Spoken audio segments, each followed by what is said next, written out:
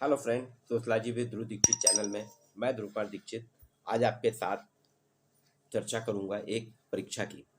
जी हाँ, पीएचडी एक तरीके से अनिवार्यता है, सर्वोच्च डिग्री होती है, डॉक्टर ऑफ फिलोसफी। शिक्षण कार्य में जिसको भी आना होता है महाविद्यालयीन विश्वविद्यालयीन सेवा में नेट के साथ साथ पीएचडी भी करना पड़ता है। और पीएचडी एक रिसर्च के साथ साथ एक डिग्री भी है, एक ओहदा भी है, आपको नौकरी भी दिलाती है। इसके लिए आजकल डॉक्टरल एंट्रेंस टेस्ट डीईटी किए जा रहे हैं। पहले परसेंटेज बेस पे या जो आवेदन करता था उसका चयन हो जाता था, लेकिन यूजीसी के नियमानुसार अब डॉक्टरल एंट्रेंस टेस्ट कर दिया गया है डीईटी। इस वर्ष भी सभी विश्वविद्यालयों में डॉक्टरल एंट्रेंस टेस्ट हो रहे हैं। इसकी तैयारी कैसे करें, इस पे एक समान चर्चा करूंगा। डीईटी एग्जाम जो होता है, मैं सिर्फ समाजशास्त्र विषय की बात करूंगा और समाजकार की। समाजशास्त्र का विद्यार्थी हूँ, समाजकार का विद्यार्थी हूँ, इसलिए समाजशास्त्र समाजकार की बात करता हूँ। बाकी विषयों के बारे में मैं मौन। इसमें दो पार्ट होते हैं, part A part B. Part A आपका विषय से संबंधित है। जैसे समाजशास्त्र के विद्यार्थियों के लिए जरूरी है 100 क्वेश्चन होते हैं, ऑब्जेक्टिव रहते हैं, बहुविकल्पी क्वेश्चन रहते हैं, 4 विकल्प रहते हैं, कोई एक सही रहता है, उसको चयन करना होता है। OMR सीट पे आप गोले लगाइए, बहुत सावधानी पूर्वक। 2 घंटे का समय रहता है, 100 प्रश्न रहते हैं। 120 मिनट में आपको 100 प्रश्न करने हैं। 20 मिनट आपके लिए ऑब्जर्वेशन के हैं, जिसमें प्रारंभ के 10 मिनट आप पूरे पेपर को अच्छे से इत्मीनान के साथ पढ़ लीजिए, समझ लीजिए, फिर अपना काम शुरू करिए, उत्तर देना प्रारंभ करिए। और इसमें जल्दबाजी नहीं करें, बहुत सोच समझ के करें। आखिरी के 10 मिनट आप बचा के रखिए ताकि आप एक बार रिवीजन कर लें, आप देख लें कि आपके कौन कौन से प्रश्न छूट रहे हैं, कौन से रह गए हैं, क्या सही उत्तर लगे कि नहीं। तो समाजशास्त्र के विद्यार्थियों के लिए प्रारंभिक समाजशास्त्र की का ज्ञान होना बहुत जरूरी है। इसके लिए आप बहुत सी किताबें आती हैं बाजार में, आप बीए स्टैंडर्ड की किताबें पढ़िएगा और एमए और बीए की, जिसमें समाज क्या है, सामाजिक अवधारणाएं जो है, समाजशास्त्री समाज, समाजशास्त्र का सिद्धांत, समाजशास्त्र के प्रतिपादक, समाजशास्त्र कहाँ से हुआ, समाजशास्त्र का विकास, समाज किसे कहते हैं, संस्था किसे कहते हैं, समिति किसे कहते हैं, समुदाय किसे कहते हैं, प्रतिस्पर्धा और संघर्ष क्या कहलाता है, सामाजिक संरचना क्या है, सामाजिक व्यवस्था क्या है, सामाजिक परिवर्तन क्या है। इसके साथ साथ हमारे जो प्रख्यात चिंतक हैं, विचारक हैं, जैसे अगस्त कॉम्ट के सिद्धांत हैं, त्रिस्त्री नियम हो गया, एमाइल दुर्किम का आत्महत्या का सिद्धांत हो गया, साबवी एकता का सिद्धांत हो गया, डिवीजन ऑफ लेबर हो गया, श्रम विभाजन का सिद्धांत हो गया, मैक्स वेबर का क्रिया का सिद्धांत, सत्ता का सिद्धांत, पार्सन्स का सामाजिक परिवर्तन का सिद्धांत, सामाजिक व्यवस्था का सिद्धांत, मल्टन के प्रकारवादी सिद्धांत, ये सारे सिद्धांत और स्थानीय जनजातियों के बारे में आपको जानकारी होना चाहिए। तो 50 नंबर जो है पार्ट ए आपका विषय पे संबंधित है, समाजशास्त्र से संबंधित है। इसी प्रकार से जो समाज कार्य के विद्यार्थी हैं उनके लिए अलग पेपर होगा। उसमें भी पहला पार्ट जो है पार्ट ए समाज कार्य क्या है, समाज कार्य का इतिहास क्या है, समाज कार्य की विधियां क्या है, सोशल केस वर्क क्या है, सोशल वर्क क्या होता है, समाज कार्य और समाज कल्याण क्या होता है, समाज कल्याण की पद्धति क्या है, समाज कल्याण किसके लिए किया जाता है। ये सारे प्रश्नों से मिला जुला के पार्ट ए बनता है। अब पार्ट बी जो है समाजशास्त्र और समाजकार दोनों के लिए एक समान रहता है, थोड़ा बहुत अंतर हो सकता है, वो है समाजशास्त्री अध्ययन पद्धति, सोशलॉजिकल रिसर्च मेथोलॉजी का या अध्ययन पद्धति पे। इसमें रिसर्च क्या है, शोध क्या है, अनुसंधान क्या है, सामाजिक अनुसंधान क्या होता है, समाज कार्य का अनुसंधान क्या होता है, इस पे प्रारंभिक प्रश्न पूछे जाते हैं, इस पे संबंधित प्रश्न रखे जाते हैं। इसके बाद समाजशास्त्र के क्या क्या पद्धतियां हैं, कौन कौन से टूल्स हैं, इनकी जानकारी से संबंधित ऑब्जेक्टिव प्रश्न आते हैं। जैसे साक्षात्कार, साक्षात्कार की परिभाषा, साक्षात्कार के प्रकार, साक्षात्कार की सावधानियां, प्रश्नावली किसे कहते हैं, प्रश्नावली कितने प्रकार की होती है, अनुसूची किसे कहते हैं, अनुसूची कितने प्रकार की होती है, प्रश्नावली एक अच्छा टूल है कि अनुसूची एक अच्छा टूल्स है, सोशल केस वर्क, व्यक्तिगत अध्ययन पद्धति, समाज मिति, अंतर्वस्तु विश्लेषण, कंटेंट एनालिसिस, सांख्यिकी, सांख्यिकी का उपयोग क्यों होता है, सांख्यिकी में मीन मोड मीडियन के बारे में चर्चा, SPS टूल्स के बारे में चर्चा, कंप्यूटर के बारे में चर्चा। ये सारी चीजें आपको, अवलोकन पद्धति क्या है, रिसर्च डिजाइन कैसे बनती है, रिसर्च कितने प्रकार की होती है, सैम्पलिंग कैसे होती है, निदर्शन कैसे किया जाता है, निदर्शन कितने प्रकार के होते हैं, निदर्शन का कौन सा प्रकार की कितनी पद्धति है, इन सारी सामग्रियों से संबंधित प्रश्न पूछे जाते हैं। अगर आपने बीए स्टैंडर्ड की बीए थर्ड ईयर की किताब को बहुत अच्छे से पढ़ लिया, बीए थर्ड ईयर की किताब होती है यूनिफाइड समाजशास्त्र, मध्य प्रदेश में चलती है, मेरी ध्रुव कुमार दीक्षित की भी किताब है यूनिफाइड समाजशास्त्र। इसमें आपको पहला पेपर सामाजिक विचारकों का है और दूसरा पेपर आपको आ जाता है रिसर्च मेथोलॉजी का। अगर आप इसको अच्छे से पढ़ लेते हैं, अगर इसका आपने अध्ययन कर लेते हैं, तो आप इस पुस्तक के माध्यम से अगर आपने अध्ययन करा तो रिसर्च मेथोलॉजी और समाजशास्त्र, इन दोनों के बारे में आपको जानकारी मिल जाएगी। वैसे एक प्रारंभिक समाजशास्त्र मुश्तफा हुसैन की है, ये किताब बहुत ही उपयोगी किताब है। मुश्तफा हुसैन ने प्रारंभिक समाजशास्त्र एलिमेंट्री सोशलॉजी लिखी है। इसमें समाजशास्त्र का विश्लेषण बहुत अच्छे तरीके से किया है।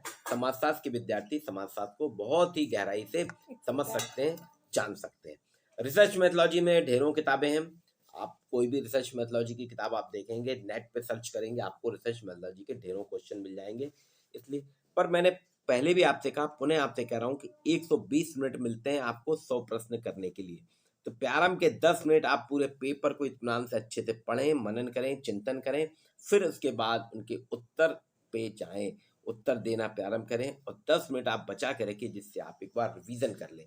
आपको जो प्रश्न नहीं बनता है, जिसको याद नहीं आ रहा है, जिसके बारे में आपको कोई डाउट हो रहा है, उस प्रश्न को छोड़ दीजिए आप, और अंत में जो आपके 10 मिनट मिलते हैं उस 10 मिनट में आप करें, तो आप DT doctoral entrance exam pass करने से आपको कोई नहीं रोक सकता। यहाँ पास होना जरूरी नहीं है, पास होने के साथ साथ आपकी मेरिट में आना चाहिए, क्योंकि सीटें कम होती हैं। पीएचडी हर शिक्षक के लिए 6 सीटें रहती हैं, उसके अंदर में कोई ना कोई छात्र अगर पीएचडी कर रहा है तो वो सीट कम हो जाती है। तो शिक्षक के लिए की बाध्यता हो जाती है कि उससे ज़्यादा विद्यार्थी रख नहीं सकता, विश्वविद्यालय उसको देगा नहीं। तो ऐसे 6 शोधार्थी एक के पास होते हैं। हर यूनिवर्सिटी में 3 या 4 या 5 गाइड होते हैं, ज़्यादा गाइड नहीं होते हैं, सुपरवाइजर करने वाले नहीं होते हैं, इसलिए संख्या बहुत कम हो जाती है। तो यहाँ मेरिट बहुत मायने रखती है। आप अच्छे से ईमानदारी से अध्ययन करें और डॉक्टरल एंट्रेंस टेस्ट के लिए क्वालिफाई होने के साथ साथ मेरिट में अपना स्थान पाएंगे। तो देखिए आपको तो बेसिक चीज़ जो मैंने बताया कि आप ईमानदारी से पढ़ें, गंभीरता के साथ पढ़ें, जल्दबाजी ना करें उत्तर देने में, आपके पास पर्याप्त समय है, पूरा अध्ययन करें, प्रारंभिक समाजशास्त्र को जानने का प्रयास करें, प्रारंभिक समाज कार्य को जानने का प्रयास करें और अध्ययन पद्धति को समझने का प्रयास करें, उसको समझें, उसको ग्राह्य करें अपने में। तो आपको डॉक्टरल एंट्रेंस टेस्ट से मेरिट में आने से कोई नहीं रोक सकता। आपको आप लोग जो भी विद्यार्थी इस वीडियो को देखें, मेरे वीडियो को लाइक करें, शेयर करें और आप सभी को मैं शुभकामनाएं देता हूं डॉक्टरल टेस्ट एग्जाम में पास होने के लिए। Hello friend, sociology with Dhruv Dikshit channel में मैं ध्रुव कुमार दीक्षित आज आपके साथ चर्चा करूंगा एक परीक्षा की। जी हाँ, पीएचडी एक तरीके से अनिवार्यता है, सर्वोच्च डिग्री होती है, डॉक्टर ऑफ फिलोसफी।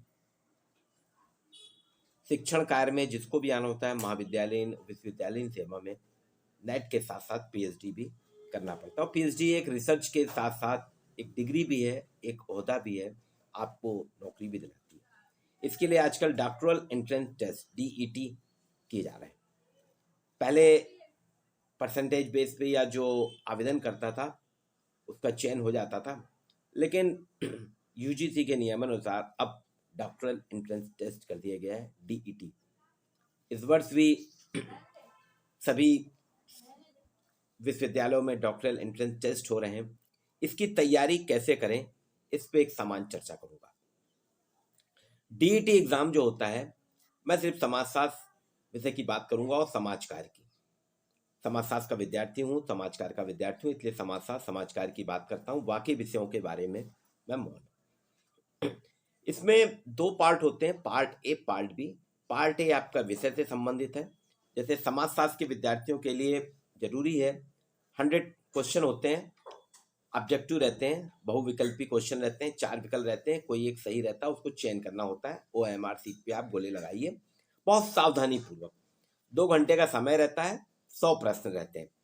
120 मिनट में आपको 100 प्रश्न करने हैं। 20 मिनट आपके लिए ऑब्जर्वेशन के हैं, जिसमें पैरम के 10 मिनट आप पूरे पेपर को अच्छे से इत्मीनान के साथ पढ़ लीजिए, समझ लीजिए, फिर अपना काम शुरू करिए, उत्तर देना प्रारंभ करिए। और इसमें जल्दबाजी नहीं करें, बहुत सोच समझ के करें। आखिरी के 10 मिनट आप बचा के रखिए, ताकि आप एक बार रिवीजन कर लें, आप देख लें कि आपके कौन कौन से प्रश्न छूट रहे हैं, कौन से रह गए हैं, क्या सही उत्तर लगे हैं कि नहीं। तो समाजशास्त्र के विद्यार्थियों के लिए प्रारंभिक समाजशास्त्र की का ज्ञान होना बहुत जरूरी है।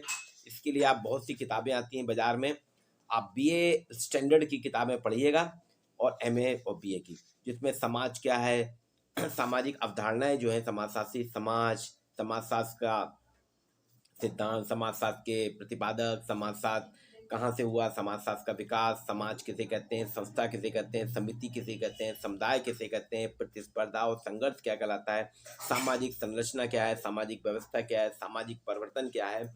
इसके साथ साथ हमारे जो प्रख्यात चिंतक हैं, विचारक हैं, जैसे अगस्त कॉम्ट के सिद्धांत हैं, त्रिस्त्री नियम हो गया, एमाइल दुर्किम का आत्महत्या का सिद्धांत हो गया, साबवी एकता का सिद्धांत हो गया, डिवीजन ऑफ लेबर हो गया, श्रम विभाजन का सिद्धांत हो गया, मैक्स वेबर का क्रिया का सिद्धांत, सत्ता का सिद्धांत, पार्सन्स का सामाजिक परिवर्तन का सिद्धांत, सामाजिक व्यवस्था का सिद्धांत, मल्टन के प्रकारवादी सिद्धांत, ये सारे सिद्धांत और स्थानीय जनजातियों के बारे में आपको जानकारी होना चाहिए।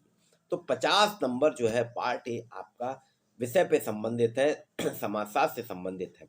इसी प्रकार से जो समाज कार्य के विद्यार्थी हैं उनके लिए अलग पेपर होगा, उसमें भी पहला पार्ट जो है पार्ट ए समाज कार्य क्या है, समाज कार्य का इतिहास क्या है, समाज कार्य की विधियां क्या है, सोशल केस वर्क क्या है, सोशल वर्क क्या होता है, समाज कार्य और समाज कल्याण क्या होता है, समाज कल्याण की पद्धति क्या है, समाज कल्याण किसके लिए किया जाता है, ये सारे प्रश्नों से मिला जुला के पार्ट ए बनता है। अब पार्ट बी जो है समाजशास्त्र और समाज कार्य दोनों के लिए एक समान रहता है, थोड़ा बहुत अंतर हो सकता है, वो है समाजशास्त्री अध्ययन पद्धति, सोशलॉजिकल रिसर्च मेथोलॉजी का या अध्ययन पद्धति पे।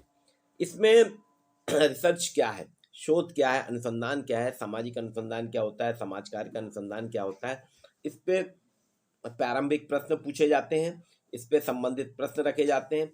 इसके बाद समाजशास्त्र के क्या क्या पद्धतियां हैं, कौन कौन से टूल्स हैं, इनकी जानकारी से संबंधित ऑब्जेक्टिव प्रश्न आते हैं। जैसे साक्षात्कार, साक्षात्कार की परिभाषा, साक्षात्कार के प्रकार, साक्षात्कार की सावधानियां, प्रश्नावली किसे कहते हैं, प्रश्नावली कितने प्रकार की होती है, अनुसूची किसे कहते हैं, अनुसूची कितने प्रकार की होती है, प्रश्नावली एक अच्छा टूल है कि अनुसूची एक अच्छा टूल्स है, सोशल केस वर्क, व्यक्तिगत अध्ययन पद्धति, समाज मिति, अंतर्वस्तु विश्लेषण, कंटेंट एनालिसिस, सांख्यिकी, सांख्यिकी का उपयोग क्यों होता है, सांख्यिकी में मीन मोड मीडियन के बारे में चर्चा, एसपीएस टूल्स के बारे में चर्चा, कंप्यूटर के बारे में चर्चा।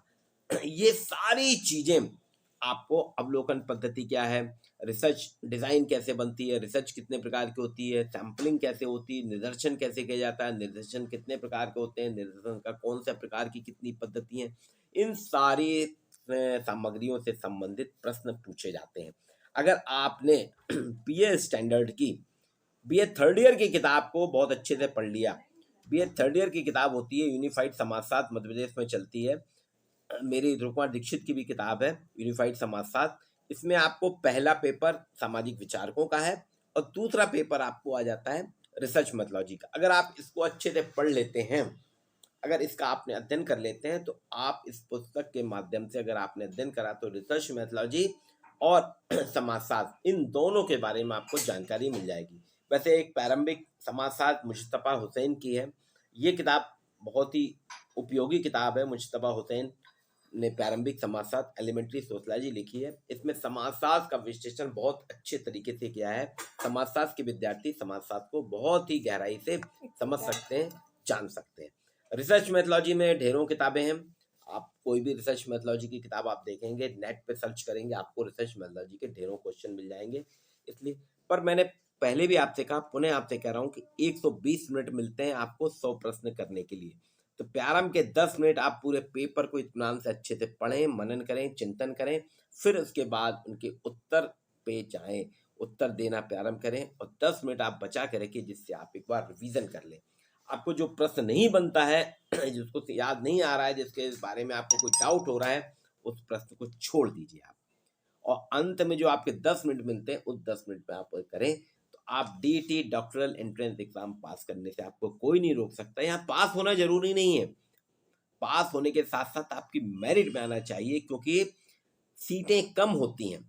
पीएचडी हर शिक्षक के लिए 6 सीटें रहती हैं, उसके अंदर में कोई ना कोई छात्र अगर पीएचडी कर रहा है तो वो सीट कम हो जाती है, तो शिक्षक के लिए की बाध्यता हो जाती है कि उससे ज़्यादा विद्यार्थी रख नहीं सकता, विश्वविद्यालय उसको देगा नहीं। तो ऐसे 6 शोधार्थी एक के पास होते हैं। हर यूनिवर्सिटी में 3 या 4 या 5 गाइड होते हैं, ज़्यादा गाइड नहीं होते हैं, सुपरवाइजर करने वाले नहीं होते हैं, इसलिए संख्या बहुत कम हो जाती है। तो यहाँ मेरिट बहुत मायने रखती है। आप अच्छे से ईमानदारी से अध्ययन करें और डॉक्टरल एंट्रेंस टेस्ट के लिए क्वालिफाई होने के साथ साथ मेरिट में अपना स्थान पाएंगे। तो देखिए, आपको तो बेसिक चीज़ जो मैंने बताया कि आप ईमानदारी से पढ़ें, गंभीरता के साथ पढ़ें, जल्दबाजी ना करें उत्तर देने में, आपके पास पर्याप्त समय है, पूरा अध्ययन करें, प्रारंभिक समाजशास्त्र को जानने का प्रयास करें, प्रारंभिक समाज कार्य को जानने का प्रयास करें और अध्ययन पद्धति को समझने का प्रयास करें, उसको समझें, उसको ग्राह्य करें अपने में। तो आपको डॉक्टरल एंट्रेंस टेस्ट से मेरिट में आने से कोई नहीं रोक सकता। आपको आप लोग जो भी विद्यार्थी इस वीडियो को देखें, मेरे वीडियो को लाइक करें, शेयर करें, और आप सभी को मैं शुभकामनाएं देता हूं डॉक्टरल टेस्ट एग्जाम में पास होने की।